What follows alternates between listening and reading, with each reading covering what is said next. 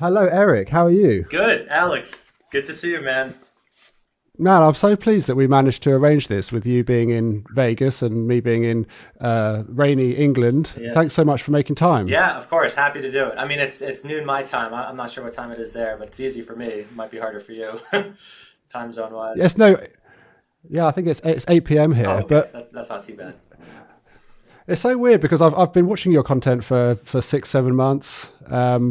Hilarious, but also informative, and it's what led me to actually seek assessment in ADHD, recognizing myself in your videos. I really want to talk about your content later on, but just so I'm consistent in this podcast, I always ask my guests the same question to start with, and that is, what's your earliest memory of showing ADHD traits? That's a hard one for me because I was 7 when I was diagnosed. So I was pretty young. I don't have, I should say, firsthand recollection of showing ADHD traits, but the picture that's been painted of me when I was younger by my mom is pretty vivid. And there's one. I used to get notes home from my teachers all the time because I was just like the classic like troublemaker. My mom said there's this one note that she got that started. I don't know whether to laugh or to cry, but today Eric fell out of his chair, started rolling around on the floor, touching every single kid that he rolled by. And like every note was like pretty much to that effect. And yeah, then they sent me to the school psychiatrist, and I got diagnosed. And actually, recently I saw some old video footage on like the real like 240p or like 120p. I don't even know how bad the resolution was back then, or what the lowest possible amount of resolution you could have. But like videos of me for like a school performance. All the kids are Mm. standing there, and I'm in the back, like like bothering kids and like falling to the floor, and it's like so that's kind of like my earliest memory. It's hard to say because I don't remember when I got diagnosed. I've always known I've had ADHD, and I've always kind of associated a lot of my behaviors, a lot of the negative behaviors to ADHD. So yeah, I don't know. That's a tough one. That's a tough one for me to answer. Mm. No, I mean, I think you answered it really well. I mean, you painted a pretty clear picture there of your early years. Mm. Um, so you got diagnosed at 7 years Yeah. old, and do you remember that process at all? No, I don't remember it. Um, God, yeah. The only like assess the testing that I remember from when I used to have a speech impediment. I had a lisp. And I remember going to a speech pathologist and doing like because they had exercises, with little toys. I remember that, which was shortly after getting my ADHD testing done, but I don't remember the testing. Um, Mm, yeah, too long ago. yeah, it's just super interesting, and I reflect on my own school time, and it's actually very different to what you're describing. I think I personally display, I would suppose, what you would classify as sort of the female traits, much more sort of daydreamery and Right. inattentiveness. And so it's super interesting to hear your account of how you were. Yeah. Were you quite sociable, friendly? Did you have friends at school? So interestingly, when I was younger, yes, I was. Um, and in around seventh grade, like junior, when I went into junior high, which is like seventh grade, maybe a little before then, I sort of became more aware of my social differences, and I developed an anxiety disorder, social anxiety, which is it's a ADHD, a common ADHD comorbidity, and from there I became pretty reserved, at least in the public eye. I was around my close circle. I was very social. But I think that's most people. But yeah, after I sort of became aware of how I communicated differently, and just acted differently than people. I became a lot more introspective, and the result of that at an early age at least was anxiety. So, but yeah, when I was younger, I was pretty sociable. Had had friends, and I never really had much of an issue making friends. But yeah, definitely had an issue um, being around new people. It's super interesting. The making friends is, I think, really relatable to me and to, I think, a lot of people listening, having spoken to a fair few people in the community. I find maintaining friendships is actually the trickier part. Oh, You sort of, yeah. Do you relate to that bit? oh, totally. I totally do. Yeah. So for me, like my friendships were very much like if my friends were in my environment at the time, I had a close knit group of friends.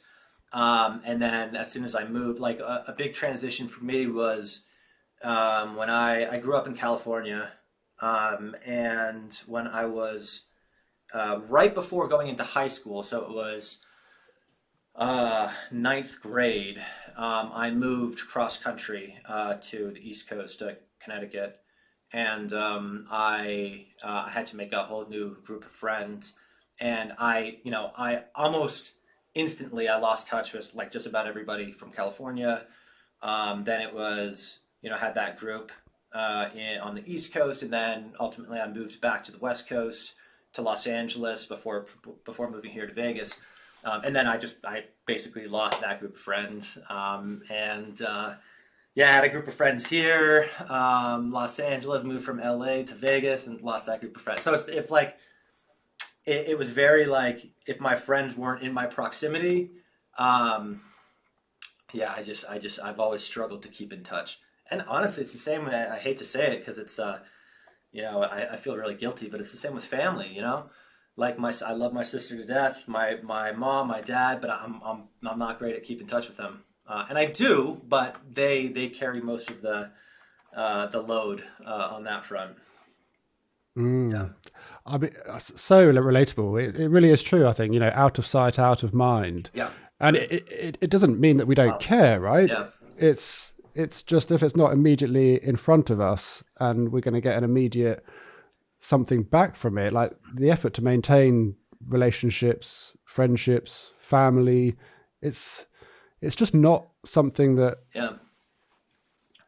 gives us like an instant reward. So it's tough. Yeah. That's my sort of take on Yeah. it. And that's so interesting. I've never ever heard someone put it in in those terms, but it makes total sense. Like the object permanence, right? Like out of sight, out of mind. I never realized that the same thing is happening with like people socially. But you're totally right. Yeah. So I guess it's the same. It's the same sort of. I guess it's all executive functioning related. But like, if this check that's on my desk, if if I put it somewhere, I'm going to forget about it. Potentially forever until it comes up. Right. Similar with Mm. friends. Really interesting. Yeah. If we, because I'm thinking of my WhatsApp and other people I've spoken to, if we were to look at your WhatsApp or your phone and we scrolled back through your messages, would there be messages from friends asking if they had offended you or if they had done something wrong? Um. Yes. Uh.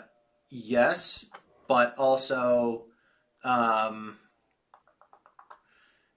not as much as you might expect. I guess I think so with my inner circle, and maybe this is just a product of me being aware of my ADHD. My friends are pretty aware of how I am, um, and in that regard as well. So like I think a lot of the traits that um, people can perceive ADHDers as bad friends, right? There are the communication is certainly a large aspect of that. My friends are generally pretty aware of that. Not to say that first off, not to say that it's like acceptable. I'm not making excuses, like everything relating to ADHD, like even though a lot of what we experience is more difficult to manage than others, it's not an excuse because we still have to figure out how to manage it, and especially when it affects others, right? So friendships is a big one, but Yeah, no, I think like I can think of probably two friends in at least the last several years that have been offended and called me out for how I've been on that front, which is also kind of interesting to me because I haven't really thought about it in those terms before. I think I probably Mm. should have had more friends that are well, a little more upset with how how I have been um, with them, keeping in touch, that kind of thing. Yeah. Mm. Hmm. Gosh, yeah, it's so interesting. Do you have any tips for? You mentioned that it's not an excuse, and I agree. I think we can put systems and mechanisms in place to increase the chances of us being able to maintain friendships and romantic relationships. We could get onto that later. Yeah. Do you have any like?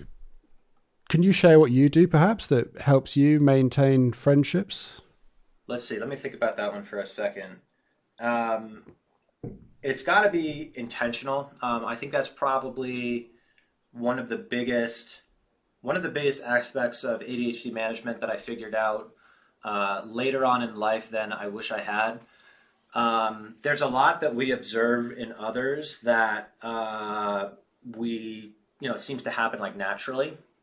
So I think there's this expectation that these things should just happen naturally for us. So, when I look at others and how they communicate and how they keep in touch with people, it doesn't seem like it's something that takes like a lot of effort. And a lot of this, of course, is just like, that's how I observe other people. If that's actually how they feel, I can't know that, right? But with ADHD, with keeping in touch with people, it's like, oh, that's something that I should be able to just inherently do. So I'm not going to put a lot of effort into it because it's something that's just going to happen, right? Even though it's not, because historically it hasn't happened.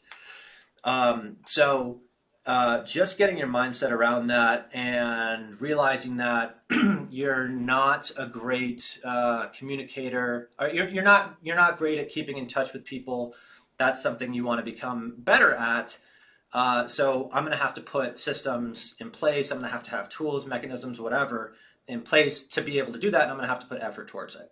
It's a little thing, but I think it's something that a lot of people disregard. There's so much that should happen automatically, and even though it doesn't for us, we still want it to. So we behave in a way that um, is as if those functions are automatic for us. But recognizing that they're not, and if it's something that you really want to do, if it's something that's important to you, you need to be intentional about it, put systems in place, have some sort of process. Even if it's like, I mean, the idea of putting something on your calendar that's just like, reach out to so and so. That's something that can help. But again, it's that the idea of that seems abnormal, right? Like, I think that people shouldn't have to set reminders for themselves to reach out to a good friend of theirs, right? Because it's someone that I want to talk to. But the reality is, it is something that you have to do. Man, that's so interesting. I mean, it sounds like you said. It sounds like an idea that we should. I think that we shouldn't have to do, but God, I that would help me so much. There have been people in my life that I've been really, really, really, really good friends with, Yeah. and I've seen them, gone out for dinner with them, and then I've just dropped off a cliff, and they've messaged me, and I just haven't replied, Yeah. and you do feel guilty because you Oh, look back through your WhatsApps and best friends, really good friends, have just drifted off yeah. through fault of your own. I actually think like if I just had a reminder and said check in on Dave, Yeah. for example, Yeah. once a week. So I actually think for the listeners, that is it's the simple things that I think actually think is really good advice. For sure, and I think also just to that point, like, and not just with like keeping in touch with people. I'm sure there's an app that helps you do it, right? Because there's like an app and a program for everything. But I think that the more time that you spend coming up with like a unique system and tool that's going to work for you specifically, and that is not just an app. So even if there is an app that's like touted to help you keep in touch with people, like maybe take a look at it, but still work on creating your own system that can incorporate the app. It's not going to do everything for you, but you need to construct a holistic product for yourself. Mm. That's probably, when I talk about ADHD management, that is probably the single most important thing in my eyes, that in any aspect of your life that you want to manage better, when we're talking about ADHD, you have to really think about, um, the method in which you're going to be doing it, and put together build something, that may or may not already exist in some capacity, but you have made sure that you've built it in a way that's going to work for you specifically. Because most of the stuff out there, I mean, it's just that, what, maybe 5% of people have ADHD. We don't know the exact number, but that's a rough estimate. Most products out there are built for the 95%, right? So just always keep that in mind when you're looking for solutions, that you're probably going to find 5% of what works for you, but then 95% of it you're gonna have to like build yourself. And it's always an investment. It always is. So it's important to figure out what's really important to you, and then put in the time to build those systems around it. Because managing Mm. everything, I don't know if that's possible. There's so many elements which can be, I think, hugely advantageous Yeah. if managed properly. There is a huge part of your what you're doing now with your professional life and your entrepreneurial streak and your the system that you've created called Life Actuator, which is a great management tool. I've checked it out. I do want to get onto that. I'm just Awesome. also really keen to answer a question that to ask you a question that I keep getting from my community, Yeah. to see if I can get another point of view. Romantic relationships.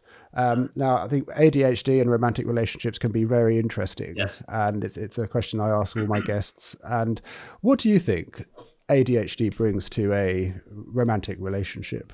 It's tough, man. Like, I so I've been married to my wife for close to 2 years, but prior to that, we were in a relationship for about 7 years, and we had a lot of ups and downs. I mean, there is a lot of I have put my wife through a lot, because just the inherent nature of what ADHD is, and the symptoms that we experience. When we are hanging out with friends, or when we are interacting in like a professional capacity, like, it can causes problems, of course, in the workplace. It causes problems, in academia. It causes problems, but in romantic relationships, I mean, it's obviously so much more intimate, that you have a lot less. There's a lot less tolerance for a lot of the behaviors, especially around like communication. So the when my wife tells me something 3 times and I don't hear her, right? I don't process it. It's a problem. It's not an excuse, right? Like, even though my ADHD is the reason why that happened. If I didn't have ADHD, that probably wouldn't have happened. The result, the way it made her feel, like that's real, right? So, man, the reason why it's so challenging is because there isn't tolerance for that kind of thing, and you can have the most. My wife is unbelievably understanding when it comes to ADHD, and what I experience, and how I interact with her and how I interact with the world. But it's still like there are still so many things that I do that make her feel like she isn't being heard, or that I am not doing what I should be doing to make her happy, right? And I do like ultimately I make her happy, she makes me happy, and we have a great relationship. We have a beautiful daughter, a beautiful family. But yeah, I mean, it's just there's so much that um, man, there's so much that it's kind of like a microcosm of having ADHD in the world, period, interacting with everyone on a day to day. Like, you have these struggles that you're personally affected by, they affect others.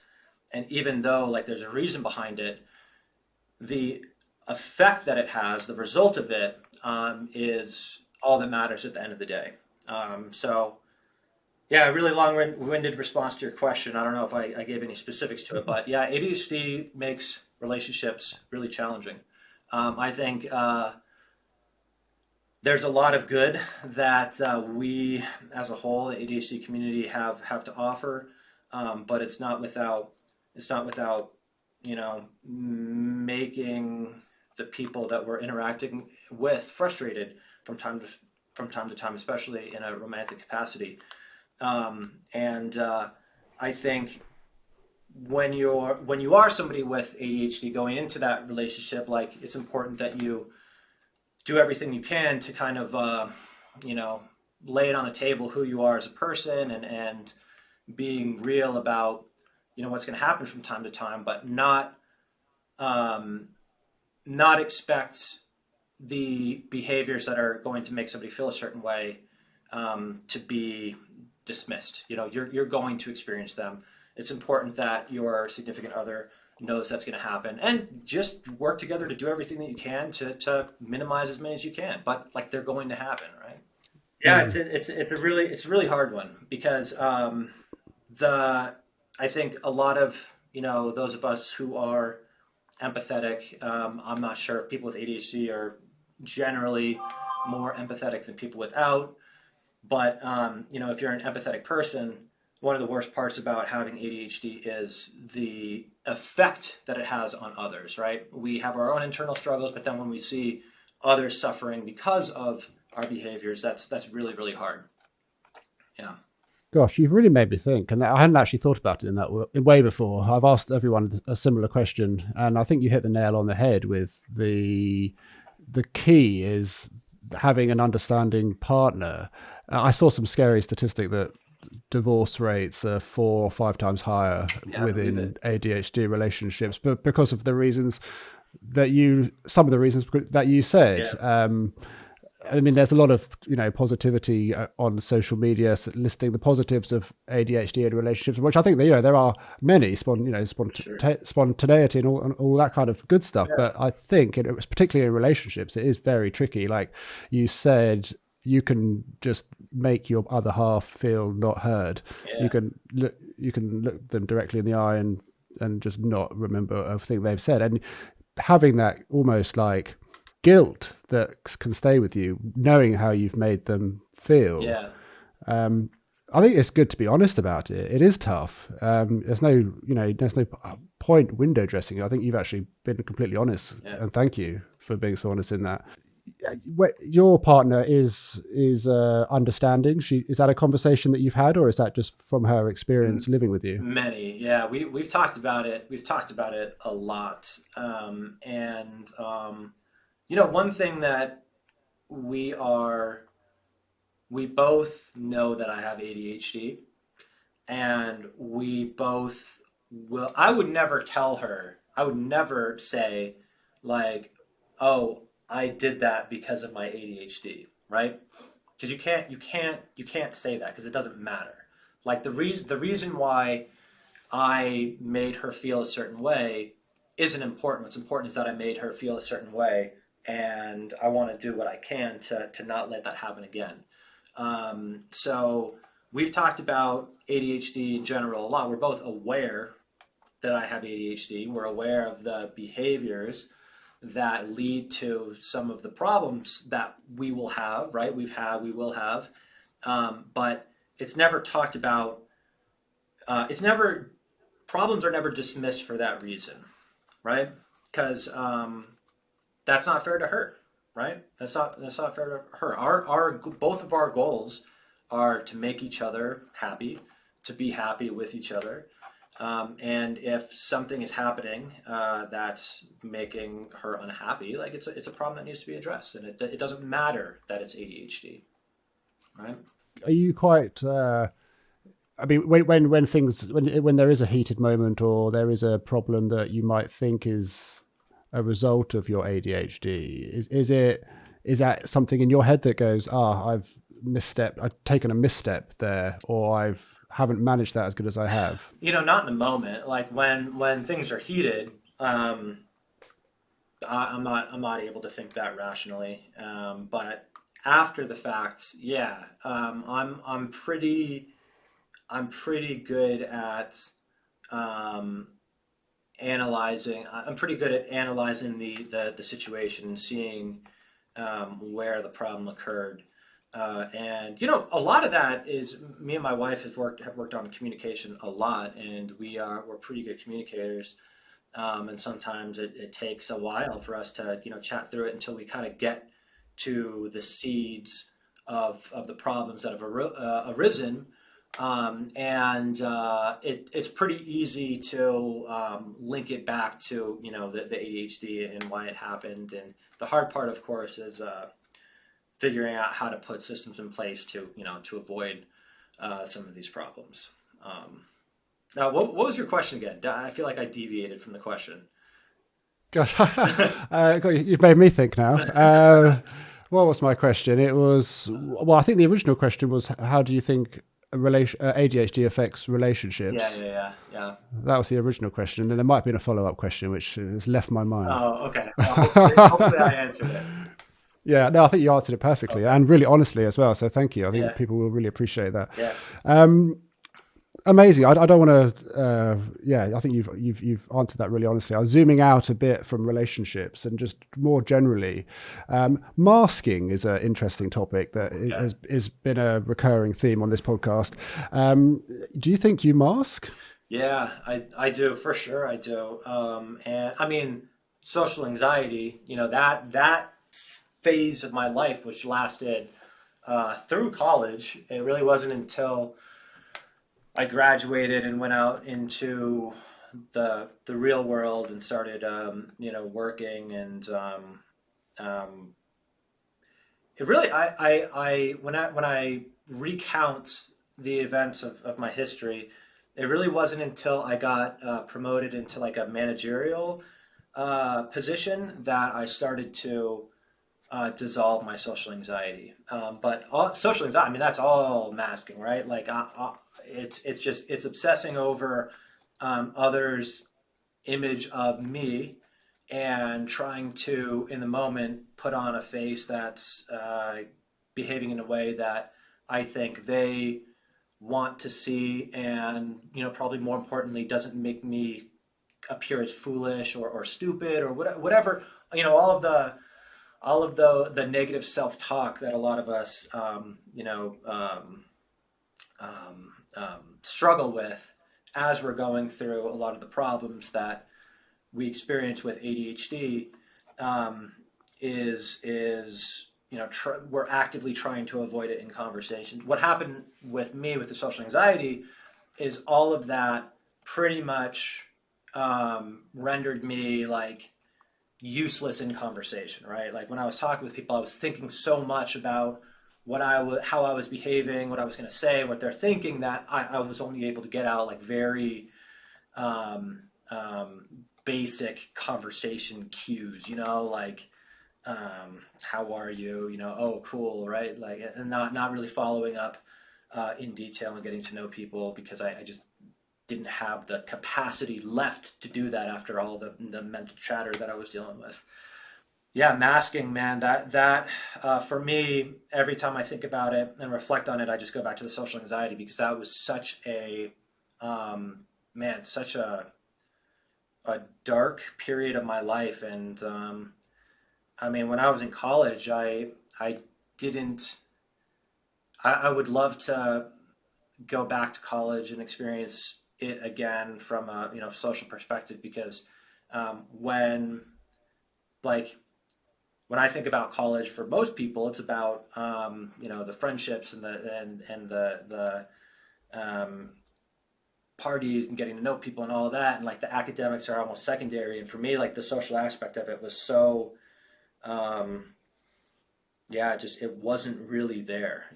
Like I spent more time with anxiety about how I was interacting with people than actually interacting with people, you know? So yeah, that's aside from that. So masking, like stepping away from the social, and masking really is social at the end of the day, because like that's the whole idea behind it is like putting on a mask to be more presentable, how you expect people to accept you, right? But yeah, I don't know. I think I'll stop there, and I want to hear your thoughts on that. No, I mean, firstly, my thoughts are that's actually completely changed how I think about aspects of that. The masking is social anxiety is masking. I think is what you said, Yeah, I and think the yeah, anxiety, and it's so true, and it's so true. And I was always unsure about the idea of masking, and if I had or hadn't masked before, and based on that uh, explanation of it, then I think I have, because I had a panic attack, my first one in a while, about 3 weeks ago when I was just sat at my girlfriend's house having a takeaway Chinese. And if I was on my own, that panic attack wouldn't have happened. I would have stood up and walked outside and gone for a walk and avoided it, because I didn't want to look silly. I just sat there and carried on eating, and I could feel my heart rate going, and a panic attack happened, and I had to force myself out of the situation yeah, because it got so bad. So that's actually really hit home. yeah, And it's so true. It's such an interesting. I think a lot of people listening will be really shook by that explanation. yeah. And I think it's interesting because now that you say that, you're right. Like when you hear the masking conversation brought up, a lot of times people talk about like being in your seat and trying not to fidget, right? Because no one else is fidgeting, and you don't want to look like you whatever. Like for me, like I chew on a lot of stuff, like chewing on my pens and pencils, and people like, oh, can I have a pencil? Ew. But yeah, it's like the social aspect, social anxiety. I mean, that's what it is, right? You are um, inhibited from behaving how you want to behave because you are obsessing over what other people think. You're trying to put on a mask and behave in a way that isn't you at the end of the day. So interesting. Do you still, has your anxiety gotten better? Yeah, it's gotten a lot better. I still experience it. Yeah, like even I was worried when we first started filming. You were going to hear a little like flutter in my voice because that often happens like at the beginning of events like this. If we had like a live audience, you probably would have heard a little bit of it before I get into a rhythm. It still happens, but yeah, it was when I first got promoted into that managerial position, like I was saying before. That's really the start of when what had persisted for um, 8 years, maybe more, had started to fade a little bit. Before that, I didn't really. It didn't matter what I tried to do. I couldn't really get over it. It wasn't until I was sort of in an environment where I didn't have a choice, but it's like exposure therapy, right? CBT, where I didn't really have a choice but to start changing how I was acting. That I started to experience that shift a little bit. Still experienced social anxiety, but less and less. And then a few years ago, actually right before COVID hit, I took an improv class, and that was super super helpful for me. And I mean that took my social anxiety down quite a bit from where it was, which was already much lower than where it was previously. But yeah, so I mean the message, the takeaway that I would give to everybody on that front, anyone who's experiencing social anxiety, is like you really just like it's you got to do exposure therapy, you got to do CBT. Like if you could do it in a professional capacity, that's amazing.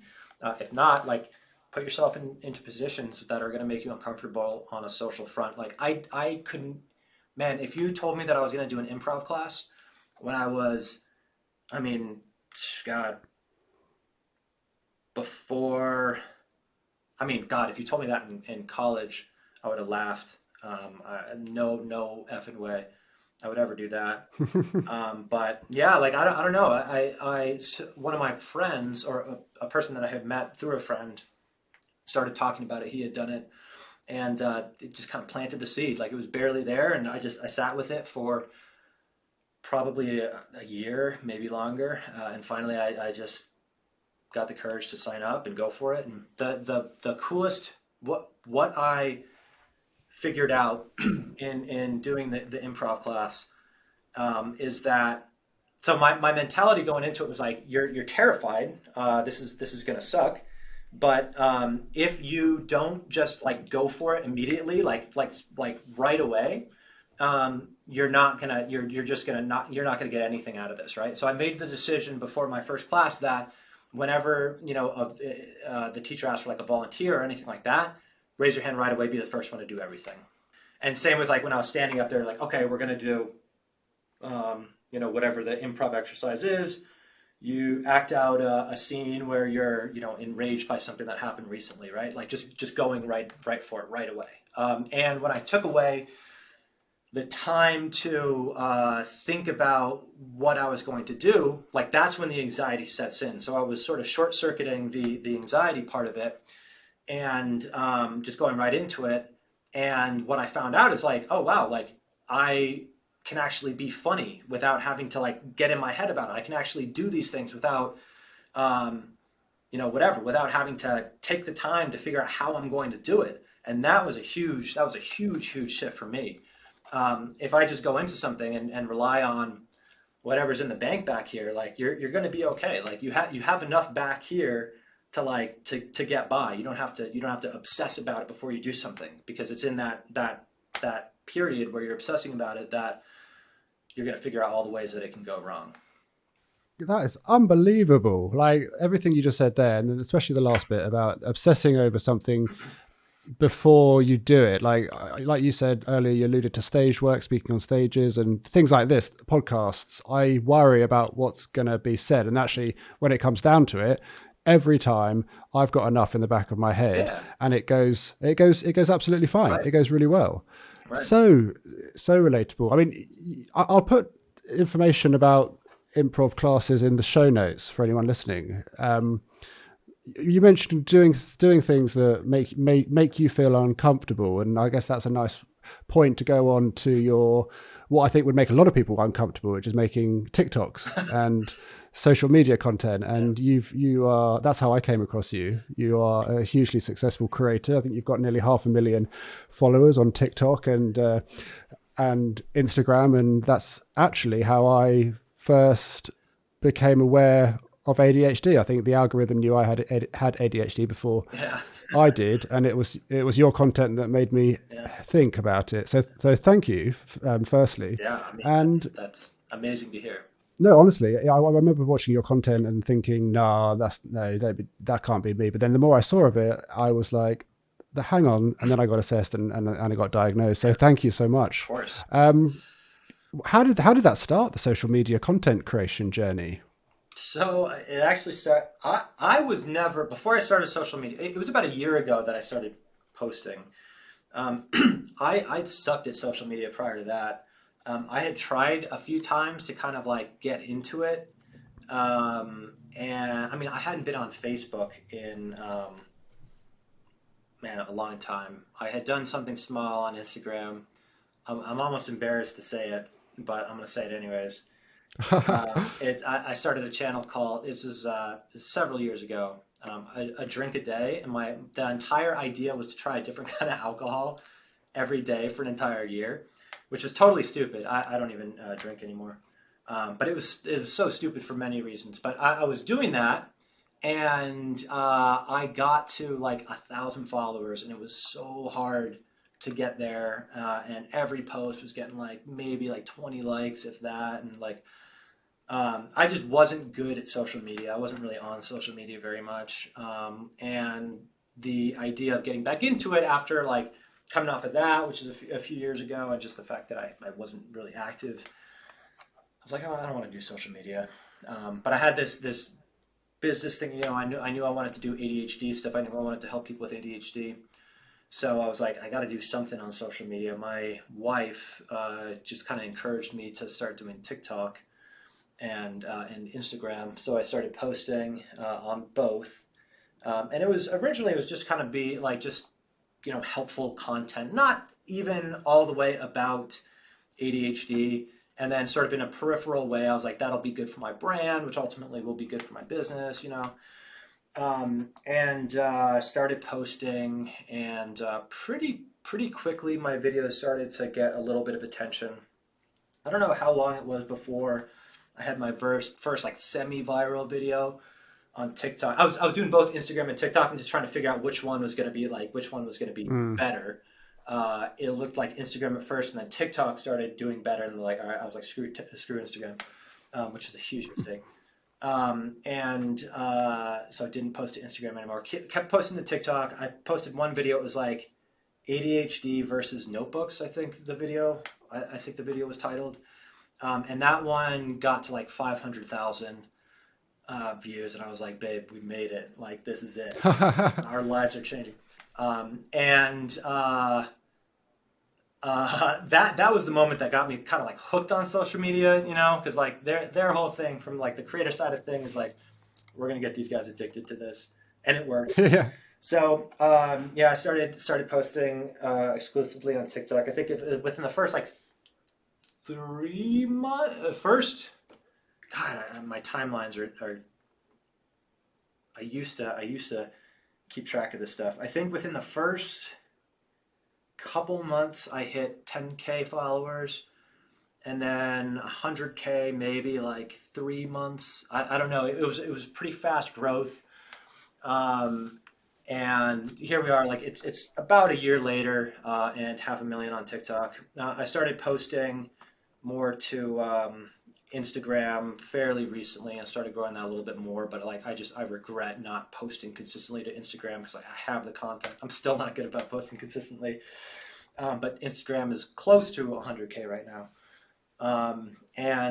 So that's kind of how it started. It started as like, this will be good for business ultimately.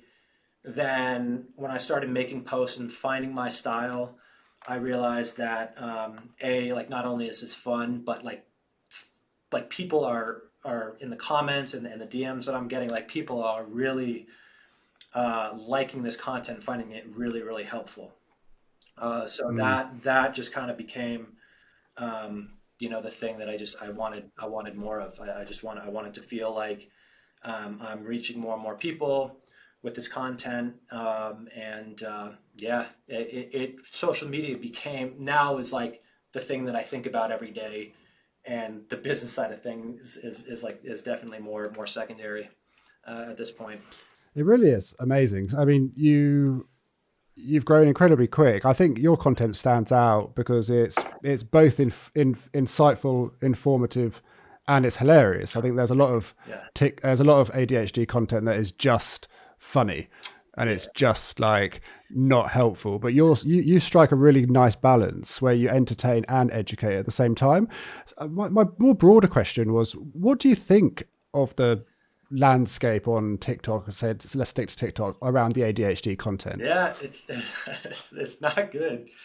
And that, as an ADHD creator, it's something I think about a lot. So to give you a little background on myself, my mom is a scientist. I am not a scientist. I'm not a medical. I went to college for business, not medicine or anything like that. I am not qualified to talk about to talk about ADHD from a medical clinical perspective, and I am very, very aware of that. And I know how dangerous misinformation is on social media, and how prolific it is on social media, especially around ADHD. I mean, we've all seen that study. It's like 80% of content on TikTok related to ADHD is inaccurate, right? So it's very important to me that I don't do that. I When I post content about, when I started kind of creating my style, my ADHD style, and really digging into like ADHD content on social media, like, I saw a lot of stuff, and I continue to see a lot of stuff that I don't like. It's just the way ADHD is talked about, and how it's related to symptoms of ADHD is really loose.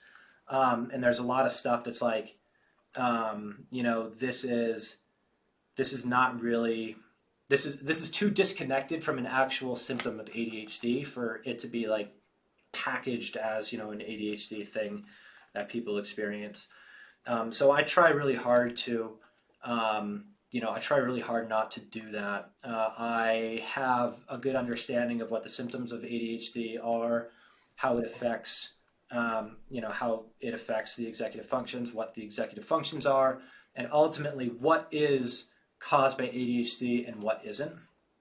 And it's interesting as a creator, a lot of people that are on social media know that there's a problem with misinformation on social media, right? And a lot of people know that there's a big ADHD misinformation problem on social media.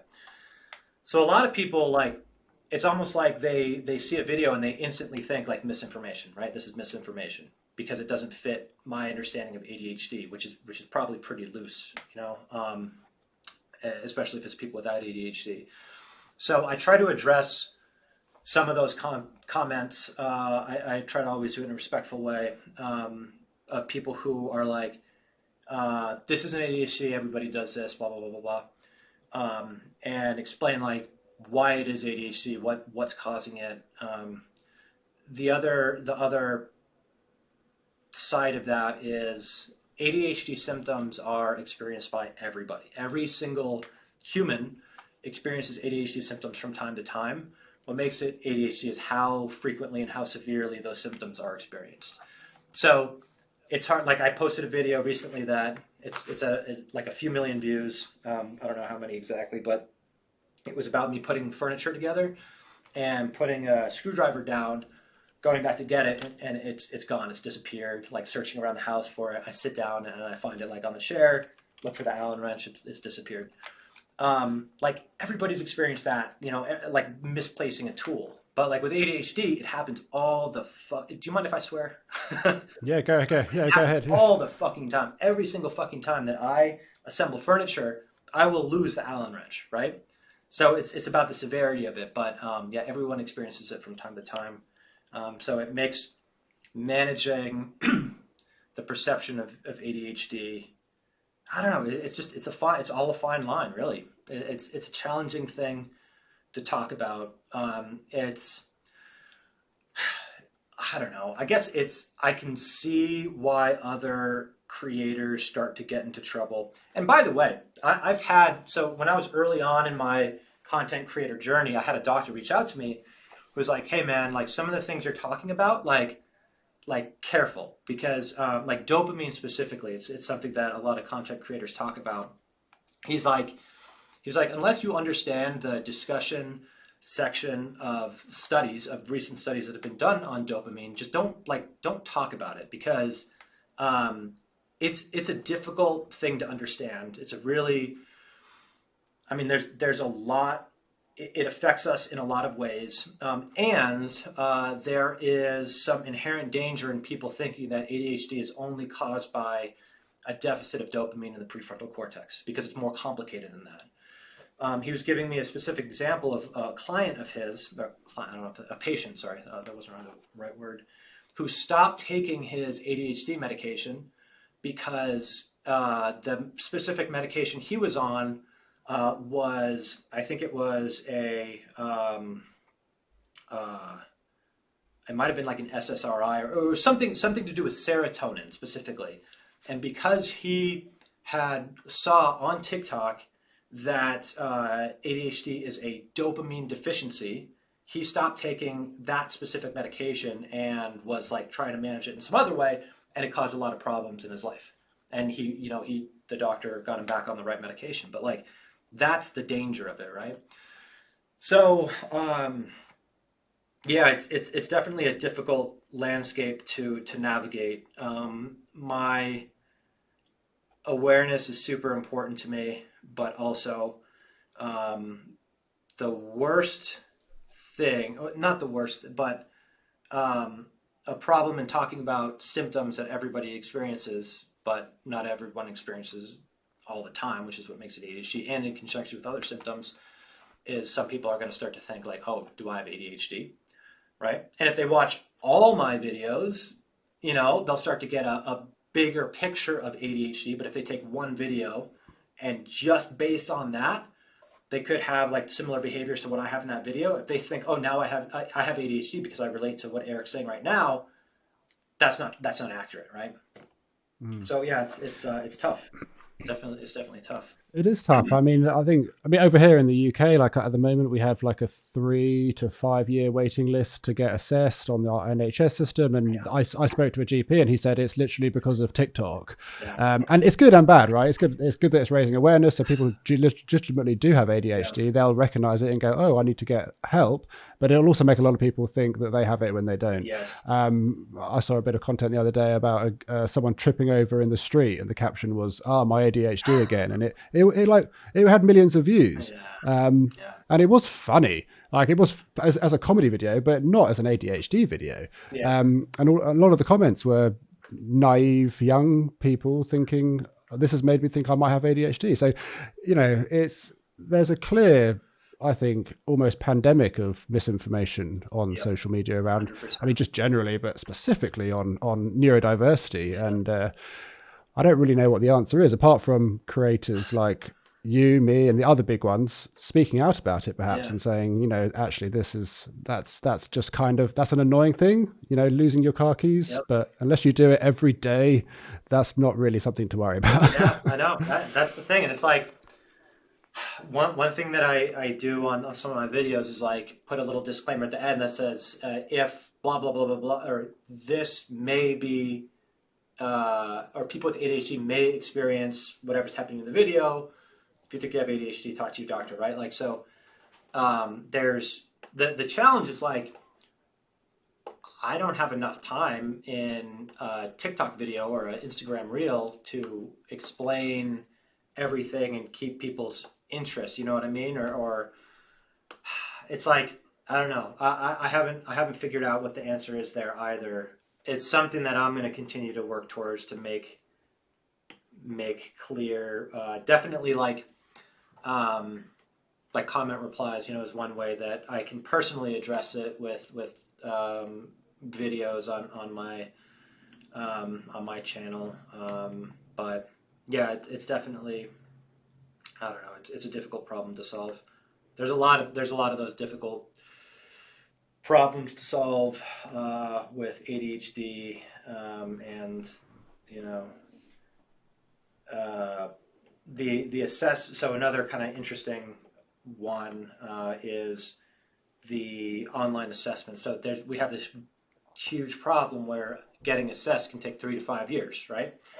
So a lot of these companies are coming forward. Like I'm not going to name them specifically because I don't want there to be any drama. But like there are companies that are offering online assessments now to get a diagnosis, basically streamline the process. But it's a process that can't really be streamlined, right? We don't have the technology to do a assessment online, like a accurate assessment of ADHD online at the moment.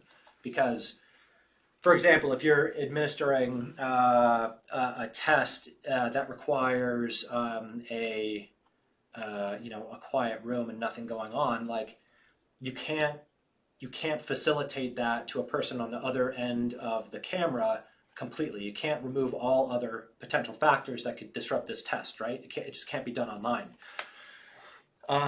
So you're not going to get valid results. So you're going to have people getting diagnosed with ADHD who don't have ADHD. So you're going to have, that just contributes to the problem of more people thinking they have ADHD than they actually do, and the medication shortage and the assessment, all of that. But it's a problem that needs to be solved, right? Because people waiting 3 to 5 years isn't acceptable. So what do you do, right? Like how do you fix that problem? I don't know. Yeah, it's a tough one. For sure. For over here, it's a funding issue really, but that's a whole nother political conversation. Right. And unless you go private, which is over here, it's about 850 quid, which I don't know but yeah, so it's for the privileged, right? Yeah. Getting a diagnosis at the moment is if you've got a spare $1,000 or $1,200.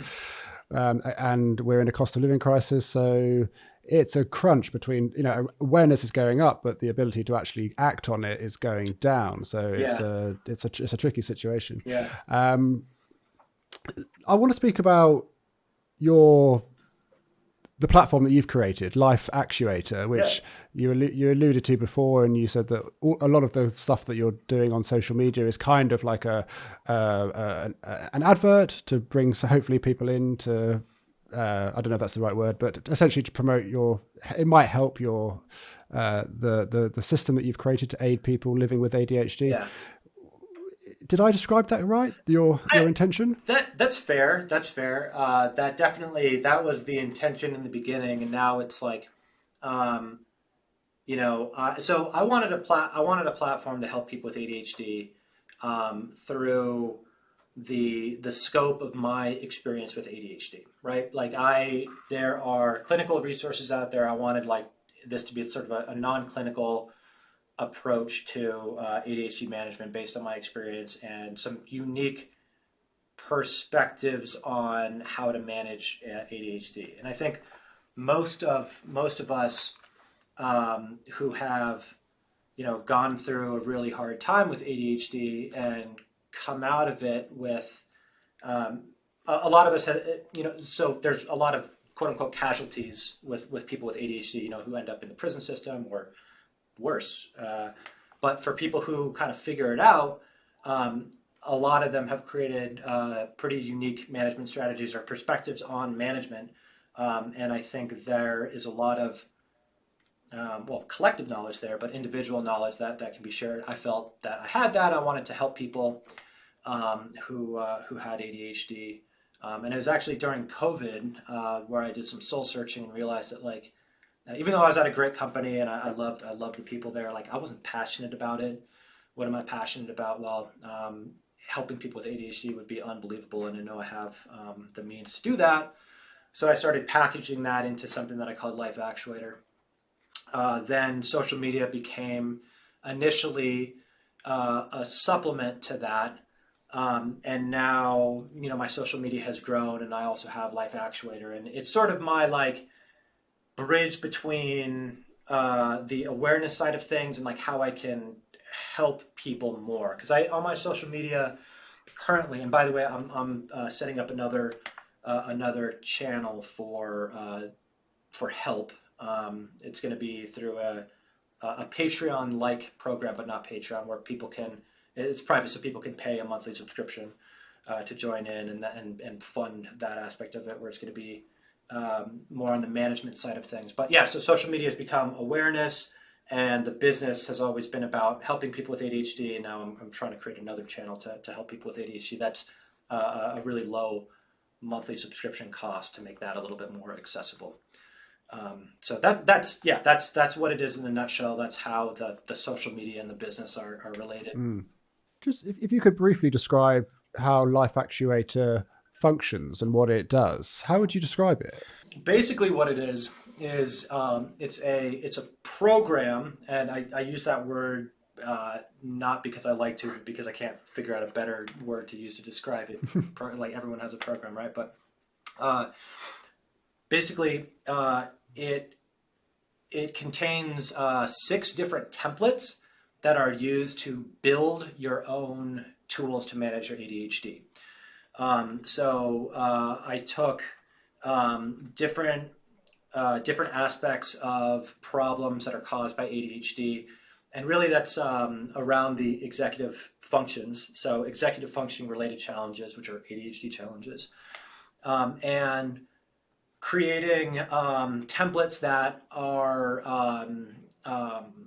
templates that can be constructed to fit your unique problems. That was really at the core of what I wanted to do. I didn't want to just have an app or a program that you download and you start using, because it's probably not going to work for you, because there are going to be some nuances to how ADHD expresses itself with you that don't quite match what this app is offering. So instead of doing that, I basically gave you a template and a blueprint to build it how it's going to work for you. And at the end of the program, you create 6 different tools with templates that are integrated into the program, and then you build an app out of those different tools. So you basically consolidate those tools into something that you can access on your phone or online. So that's the idea behind it. And then the program itself was constructed in a way that is intended to maintain people with ADHD's interest. So it's not just like a Coursera or Udemy course, that you're just watching like lectures and then doing quizzes or whatever, or an ebook where you're just reading, right? It's different modalities. So it switches up from videos and interactive things, and it's all intended to be consumed specifically by people with ADHD. So that's the idea behind it. It's a big project. There's a lot going on into it, but it's all centered around the idea that people with ADHD need to have a different method of A, like consuming content, and B, like setting up the tools that are going to work for them. Amazing. It sounds so helpful. And I will link to it in the show notes to wherever you're listening to the episode. Gosh, Eric, I think that is actually a really nice place to end the conversation. I've started asking my guests a closing question, and I don't know if it's going to stay or not, but I'll ask you it. We'll see how we go. Okay. Yeah, it's interesting. So if you could spend an afternoon with anybody, whether they're alive now or they've been alive in the past, who would it be, and what activity would you do with them? Oh man, well, it'd have to be my grandfather, because I don't know if you want like a historical figure or, but my grandfather was just the coolest guy I had ever met. He passed a few years ago, but he was a fighter pilot. He was an entrepreneur. He actually he was taking off from a aircraft carrier, and his plane blew up. He was in a coma for I think like a year, or like a long time. Woke up out of it and basically went straight to work creating a business, and he became a successful entrepreneur. Just a master of the universe type person. Really, really inspiring, amazing person. Yeah, it would be him for sure. He was just such an inspirational person to me, just for a million reasons. And I miss him. So yeah, definitely him. Gosh, I think that's the most interesting answer I've had so far to that question. I mean, they've all been good, but that was really special. Thank you so much, Eric. Yeah. And it's thanks for finding the time to jump on. This is, like I said earlier, you really were what prompted me to think about ADHD and go and seek assessment. And so essentially what started the whole journey and started this podcast. So to have you on and to speak to you is truly special for me. So thank you so much. Yeah, Alex, that's incredible to hear.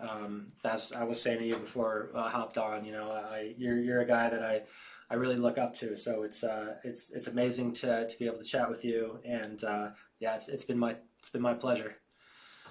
Thanks so much, Eric. All right, Alex.